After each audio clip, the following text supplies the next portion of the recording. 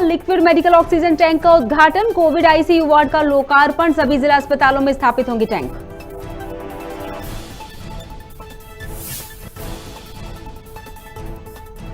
नरसिंहपुर जिले के गाडवारा में हुई अतिक्रमण की कार्रवाई, प्रशासन ने लगभग 80 दुकानों को तोड़ा, बेरोजगार नागरिकों ने की दुकान देने की मांग।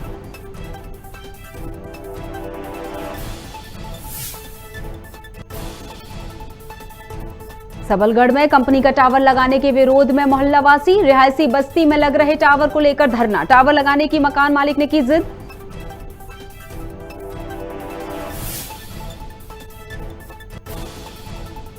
सरगुजा जिले में धान खरीदी केंद्रों में जारी प्रशासन की निगरानी, अवैध धान खपाने वालों पर हुई कार्रवाई, संजीत किराना स्टोर से 1100 बोरी धान किया जब्त।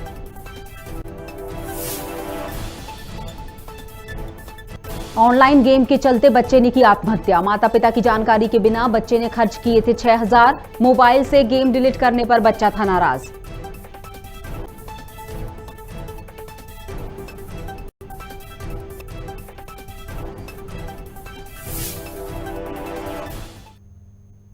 नमस्कार, आप देख रहे हैं खबर भारत, मैं हूं आपके साथ क्रांति प्रिया। बुलेटिन में बढ़ते हैं सबसे पहले सबलगढ़ की खबर की तरफ, जहां जानी मानी कंपनी का मोबाइल टावर लगाने के विरोध में मोहल्लेवासी एसडीएम कार्यालय पहुंचे। अधिकांश क्षेत्रवासियों ने वासुदेव प्रसाद के मकान की 4थी मंजिल लगाए जा रहे कंपनी का टावर का विरोध किया। रेडिएशन से बढ़ रही घटनाओं से परेशान मोहल्लावासियों ने पंचनामा तैयार कर एसडीएम कार्यालय पहुंचकर ज्ञापन दिया और टावर को लगने से रुकवाने की मांग करते हुए कहा कि रिहायशी बस्ती में टावर लगना उचित नहीं है।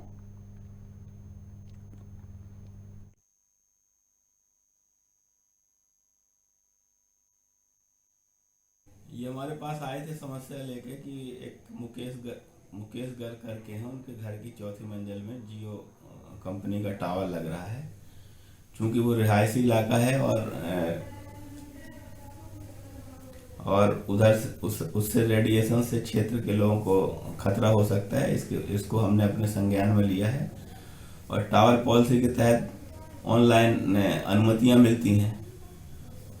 वो टाइम बार्ड प्रोग्राम रहता है तो वो डीम्ड परमिशन भी मिलती है, तो हम इसके बारे में प्रतिवेदन लिख के कलेक्टर महोदय को भेजेंगे। वहाँ से इनकी जो परमिशन है उसको कैंसिल कराने का प्रयास करेंगे और यहाँ पे रिहायशी इलाके में टावर लगने की अनुमति नहीं। ये एक रिहायशी और इलाका है और बहुत घनी बस्ती है।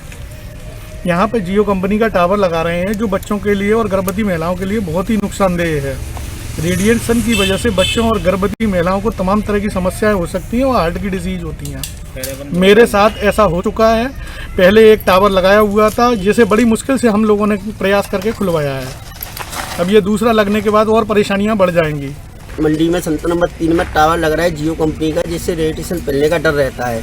इससे मेरे भाई की भी तबीयत खराब हो चुकी है और लोगों की भी, काफ़ी लोगों की तबीयत खराब है मोहल्ले में। इस वजह से इसको बंद कराने के लिए सभी लोग।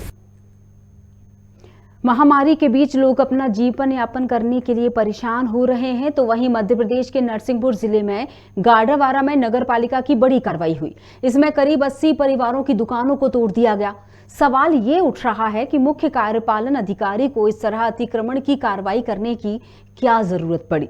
बता दें कि बेरोजगार हुए नागरिकों ने जिला कलेक्टर रोहित सिंह से मांग की है कि इस जगह अगर दुकानें बनती हैं तो इनमें से दुकान उन्हें भी दी जाए, क्योंकि वे लंबे समय से यहां दुकानदारी कर रहे हैं।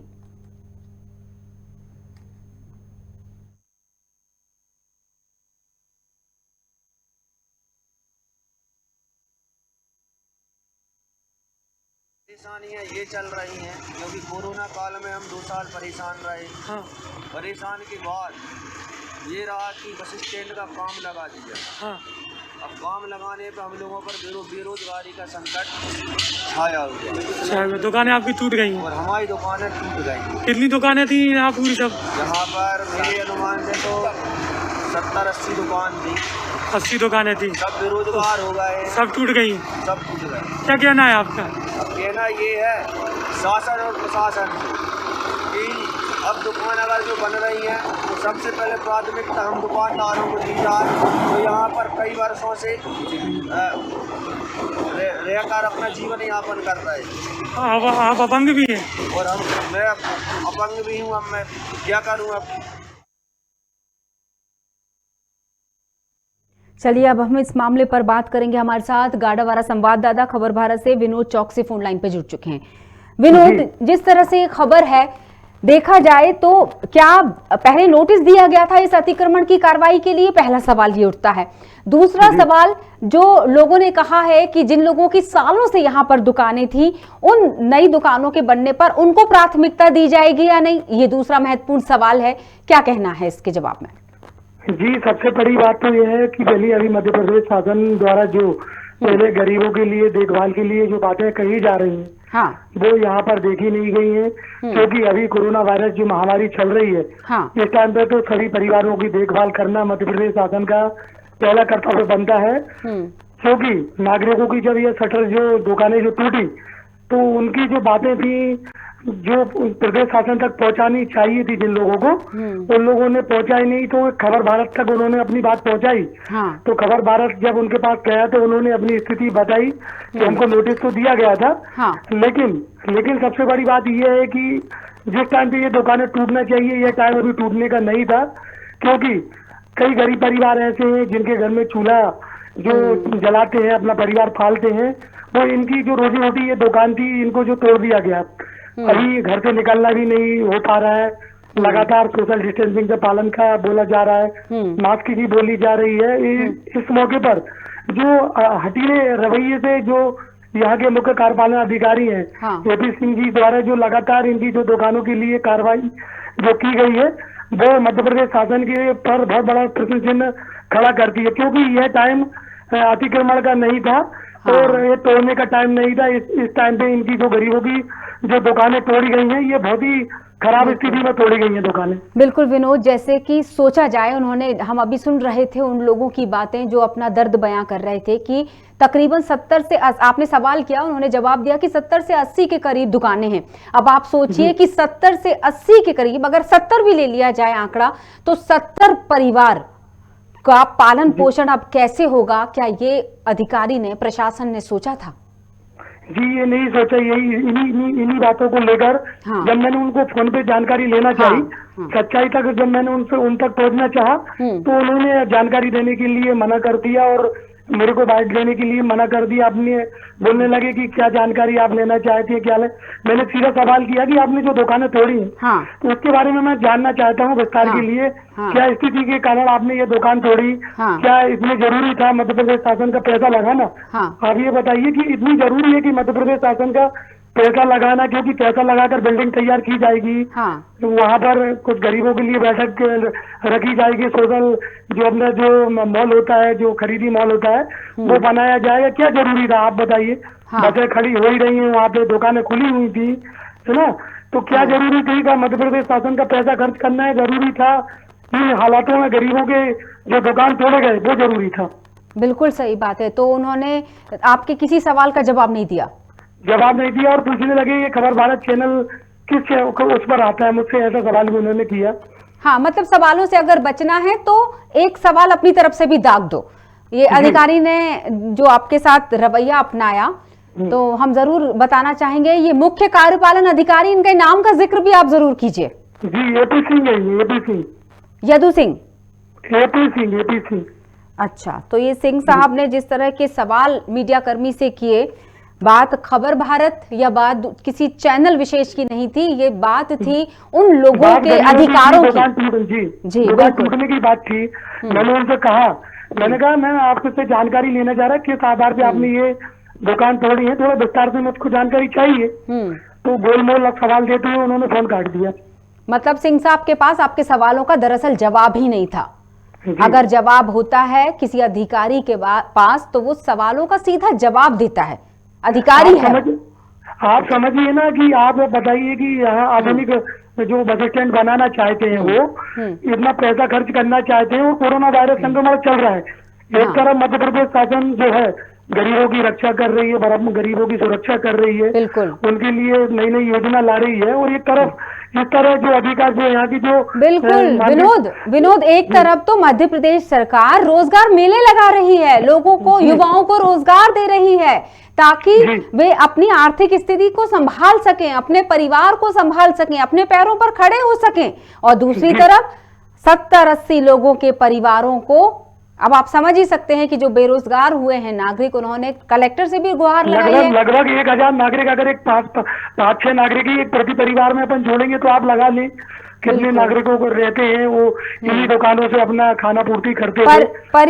पर ये वो अधिकारी सिंह साहब नहीं समझ पाएंगे ना, जिनको सरकार पैसे देती है घर में बैठकर, वो कभी किसी गरीब का घर कैसे चलता है, इस सवाल का जवाब वो कभी नहीं दे पाएंगे जी। अब अगर कलेक्टर की बात करें, जिला कलेक्टर रोहित सिंह की, उन्होंने उनसे भी मांग की है नागरिकों ने, उन्होंने क्या बात कही? मैंने जब जिला कलेक्टर रोहित सिंह जी को इस सारी बातों के बारे में जानकारी दी जी, तो वो, मैं आपको बता दूं, जो रोहित सिंह जी जो है कलेक्टर, हाँ, वो जब से यहाँ आए हैं वो पूरे दिशा निर्देश में जहाँ गलत काम पाया जाता है हाँ, उस पर तुरंत कार्रवाई करते हैं। हाँ, तो हमारा मानना है कि ये जो मुख्य कार्यपालन अधिकारी इतने जल्दी निर्णय लिया है इन्होंने, हाँ, तो इनके ऊपर भी कार्रवाई होना चाहिए। बिल्कुल ना? बिल्कुल। तो जिला कलेक्टर जो रोहित सिंह जी अपने कामों के लिए जाने जाते हैं, और मीडिया से बदतमीजी करने का भी जवाब उनसे मांगिएगा, आप लिखित में जवाब मांगिएगा उनसे कि उन्होंने किसी मीडिया से इस तरह की बातचीत की और इस तरह से सवालों का जो उन्होंने जवाब देने की बजाय आपसे सवाल कर लिए, और किसी प्रतिष्ठित चैनल के बारे में उन्होंने जो बातें कही हैं, इसका जवाब आप लिखित में जरूर लीजिएगा विनोद। जी जी। ये जो फुटेज है, ये जो खबर अभी हम बात कर रहे हैं जिस पर, ये खबर कलेक्टर रोहित सिंह तक जरूर पहुंचनी चाहिए जी, पहुंचेगी। खबर भारत को लिखित में, बिल्कुल लिखित में चाहिए। मुख्य कार्यपालन अधिकारी की जो हम जिन सिंह साहब की हम बात कर रहे हैं, उनसे कलेक्टर लिखित में ले ये बात कि किस तरह से उन्होंने आपके साथ बदतमीजी की है। जी जी। चलिए, बहुत बहुत शुक्रिया विनोद, लेकिन हमें आप पर गर्व है, इस तरह की खबरें उठाइए, क्योंकि हमेशा हम ये बात कहते हैं कि खबर भारत संवेदनाओं के साथ कभी खिलवाड़ नहीं करता है। ऐसे मुख्य कार्यपालन अधिकारी की बातों में आकर हम खबरों को चलाना बंद नहीं करेंगे।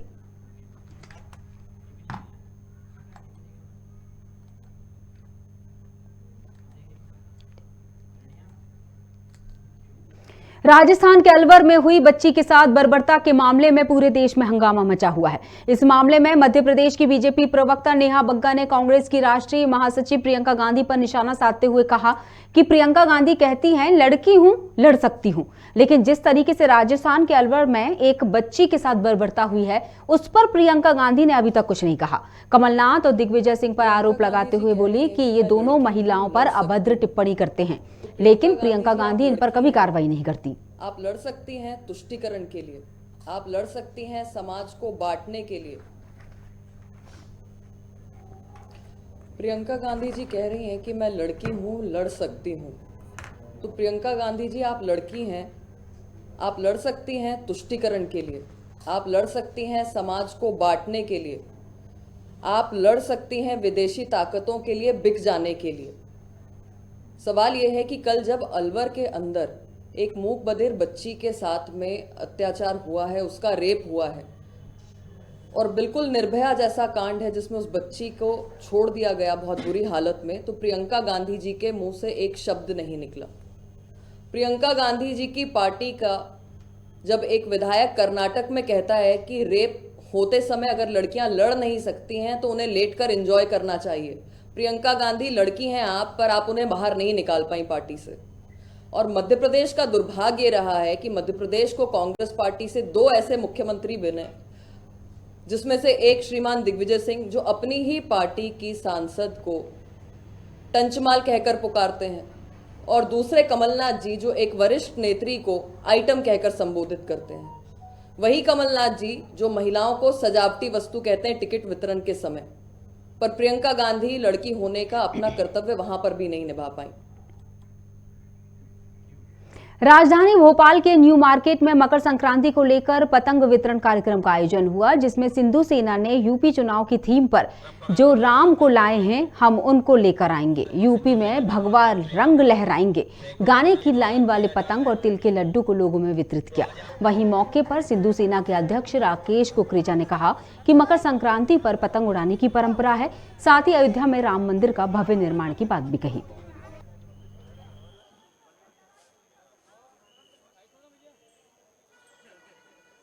परंपरा को निर्वाण करते हुए राकेश कुकरेजा, अध्यक्ष सिंधु सेना भोपाल। मकर संक्रांति के पावन पर्व पर एक परंपरा है पतंग उड़ाने की। उस परंपरा का निर्वाण करते हुए करोड़ों आस्था के प्रतीक, हिंदुओं की आस्था के प्रतीक राम मंदिर का भव्य निर्माण अयोध्या में होने जा रहा है। निर्माण प्रारंभ हो रहा है। इसके लिए मोदी जी और योगी जी द्वारा जो निर्माण किया जा रहा है, उसके लिए यहाँ पर पतंग के माध्यम से जो राम को लाए हम उनको लाएंगे, यूपी में भगवा लहराएंगे। इस प्रकार की पतंगे बनवाकर यहाँ पर वितरण की, यहाँ पर मिष्ठान तिल के लड्डू वितरण किए, यहाँ पर धागा वितरण किया और हम भगवान से प्रार्थना करते हैं कि यूपी में दोबारा योगी जी मुख्यमंत्री बने।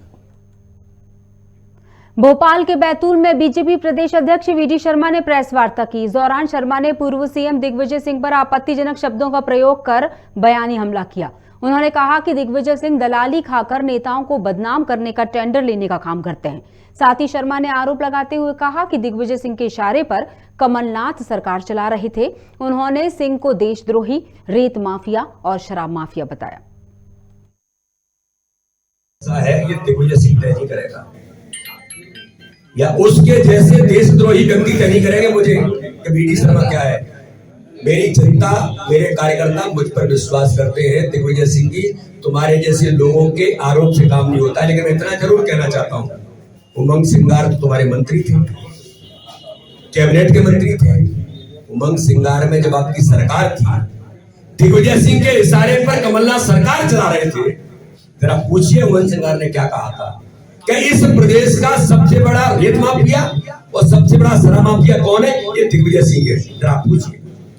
अब मेरी ओर से भी पूछिएगा कि वीडी शर्मा जी ने कहा। ऐसे जो लोग हैं जो अप्रासंगिक हो गए इस प्रदेश के अंदर, देश की राजनीति में, ये नेगेटिव हो गए देश की राजनीति में, जो आतंकवाद का समर्थन करते हैं, मोहनचंद शर्मा की शहादत को ये नाटक बताते हैं और आतंकवादी को सम्मान करने के लिए जाते हैं, जिसको सर्वोच्च न्यायालय फांसी की सजा देता है। क्या जवाब है?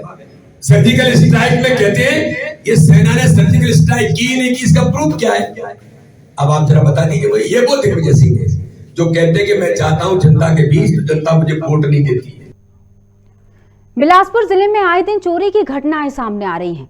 यहाँ के ग्रामीण क्षेत्र में अपराधियों के हौसले इतने बुलंद हो गए हैं कि अब वे दिन दहाड़े डकैती की घटना को अंजाम दे रहे हैं। आपको बता दें कि ये पूरा मामला मस्तूरी इलाके के लिमतरा का है, जहां कांग्रेस के नेता टाकेश्वर पटेल के घर में दिन दहाड़े डकैती की घटना हुई है। पुलिस को जब इस घटना की सूचना मिली तो मौके पर पहुंचकर कंट्रोल रूम से सभी थानों में पॉइंट चला दिया गया। पुलिस के अनुसार आरोपियों को जल्द से जल्द पकड़ने की कोशिश जारी है।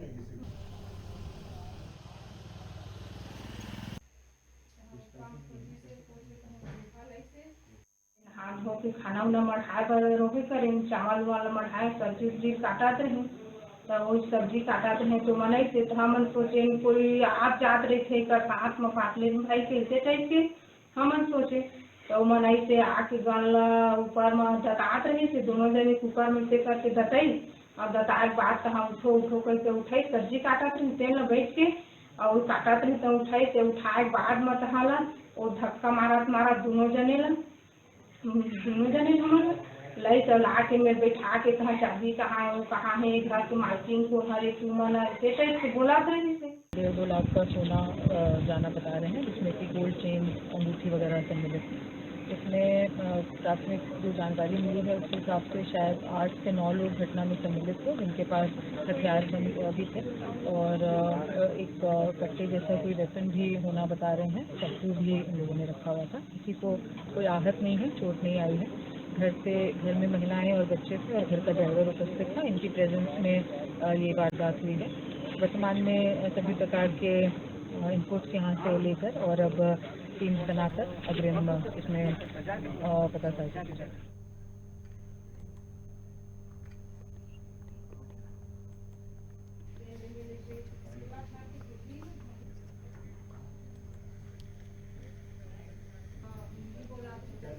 दमोह के एक खेत में 12 घंटे से फंसे तेंदुए को आखिरकार राहत की सांस मिली। बता दें कि कड़ी मशक्कत के बाद पन्ना टाइगर ने सफल रेस्क्यू कर तेंदुए को आजाद किया। डॉक्टर संजीव गुप्ता ने कई डॉट्स ट्रैंकुलाइजर गन तेंदुए पर छोड़े, जिसने तेंदुए की कमर में फंसे तार को काटने में मदद की। फिलहाल तेंदुए को जंगल में छोड़ दिया गया है। हटा वन परिक्षेत्र अधिकारी रूप किशोर दीक्षित के नेतृत्व में टीम ने ये कड़ी मेहनत की। ये जो एकरा टोला के पास पे सुबह से सूचना मिली कि यहाँ पर कोई जानवर, जंगली जानवर फंसा हुआ है। तो जैसे ही सूचना मिली तो हमारा स्टाफ और मैं यहाँ पे जो है तत्काल आकर के देखा तो यहाँ पे लेपर्ड, जिसे अपन तेंदुआ बोलते हैं, फंसा हुआ था एक उसमें। फिर उसके बाद हमने अपने जो है वरिष्ठ अधिकारियों को सूचना दी। तो वरिष्ठ अधिकारियों के निर्देशन में पन्ना टाइगर रिजर्व से रेस्क्यू टीम बुलाई गई और उसके बाद उसका जो है सफलतापूर्वक अभी जो है रेस्क्यू करके और लेके जा रहे हैं। उसका जो भी अपडेट होगी। टीम में अरविंद रेकवार, तफसील खान, नवीन कुमार शर्मा, अर्जुन पाल, ब्रजेश रेकवार, काफ़ी मशक्क़त करनी पड़ी सर रेस्क्यू में। कैसे? रेस्क्यू तो मशक्क़त का काम ही है, रेस्क्यू का मतलब ही मशक्क़त। कितने डार्ट यूज़ किए गए? डार्ट तो एक्चुअली 2 डार्ट लगाई हैं, बाकी वो बाउंस कर गई थी डार्ट। बाकी बाउंस कर गई थी।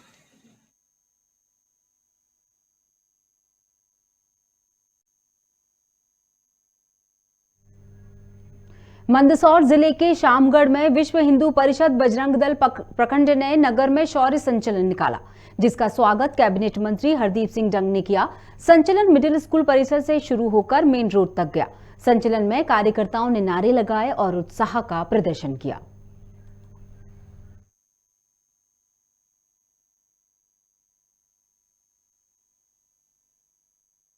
आज विश्व हिंदू परिषद बजरंग दल का शौर्य संचलन और ग्राम समिति सम्मेलन था, जिसमें हमारे क्षेत्रीय और विभाग के अधिकारी थे।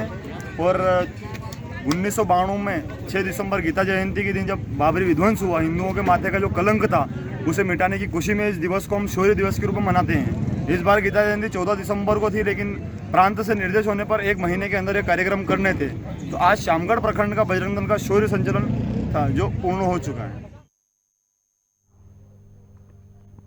निवाड़ी जिले के पुलिस अधीक्षक तुषार कांत विद्यार्थी ने आज ओरछा में ऑपरेशन ज्योति की शुरुआत की, जिसके तहत एसपी ने युवकों के लिए पुलिस और आर्मी भर्ती ट्रेनिंग सेंटर की शुरुआत भी की। इस कार्यक्रम में एसपी ने कहा, जिले में संसाधनों की कमी के बावजूद जिले के युवकों में पुलिस और आर्मी में जाने के लिए पूरा जोश है। इसी को देखते हुए जिला प्रशासन लड़के लड़कियों को पुलिस की तरफ से लिखित और शारीरिक परीक्षा की तैयारी करवाएगा।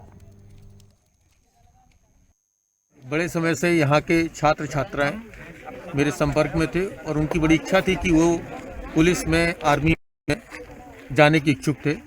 उसी को दृष्टिगत रखते हुए एक अभियान ज्योति छेड़ा गया है। उस अभियान के तहत हम पुलिस और आर्मी के जो भी फिजिकल के इवेंट्स होते हैं, रनिंग है, लॉन्ग जंप है, गोला फेंक है, उसकी सभी तैयारी हम इस ग्राउंड पर करा रहे हैं। इसके साथ साथ रिटन की भी अलग से हम लोग एक क्लासेस स्टार्ट करने जा रहे हैं।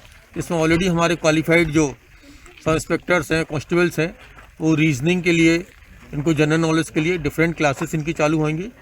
मेरी बड़ी इच्छा है कि निवाड़ी जिले के अधिक से अधिक बच्चे रोजगार से भी जुड़ें और देशभक्ति जनसेवा के अपने संकल्प को मूर्त रूप दे सकें। रतलाम के विक्रमगढ़ में धार्मिक स्थल विवाद मामले को लेकर प्रशासन ने 32 आरोपियों को गिरफ्तार किया है। बता दें कि 9 जनवरी को पूजा करने को लेकर 2 पक्षों में विवाद हो गया था, लिहाजा उपद्रवियों ने बिजली विभाग और एक किराना व्यापारी की संपत्ति को नुकसान पहुंचाया था। वहीं मध्य प्रदेश लोक संपत्ति नुकसान निवारण अधिनियम के अंतर्गत नुकसान की भरपाई आरोपियों से की जाएगी। साथ ही पुलिस पूरे मामले की जाँच में जुटी हुई है। हमने कितनी गंभीरता से लिया वो आपको स्पष्ट होगा कि हमारे एसपी साहब यहाँ पहुँचे। आज जो बैठक में एक बहुत ही क्लियर मैसेज बता दिया गया है कि जो भी दोषी होंगे, पुलिस की कार्रवाई चल रही है, कई लोग गिरफ्तार किए हुए हैं, दोनों पक्ष के होंगे और हम इस कार्रवाई में पक्ष नहीं देखते। जो भी दोषी हो, चाहे किसी समाज का, उन पर सख्त कार्रवाई होगी।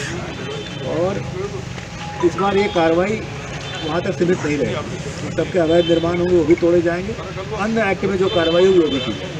इस तरह की घटना की पुनरावृत्ति होने शमशाबाद के पमारिया चौराहे पर किसानों ने आवारा मवेशियों से परेशान होकर शमशाबाद बासौदा रोड पर चक्काजाम कर दिया।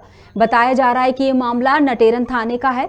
बता दें कि आए दिन ही मवेशी फसलों को खराब करते हैं, जिसके चलते किसानों को इस परेशानी का सामना करना पड़ता है।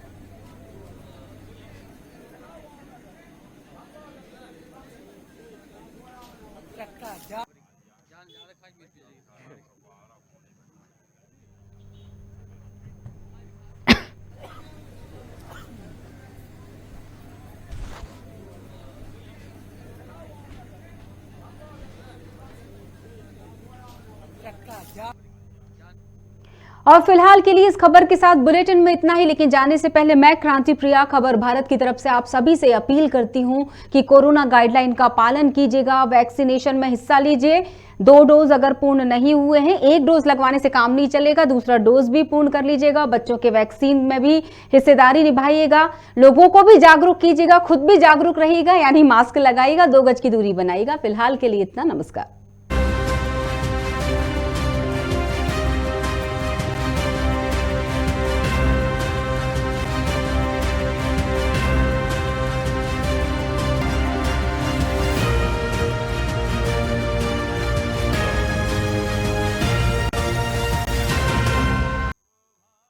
से शुक्रवार शाम 6 बजे सिर्फ खबर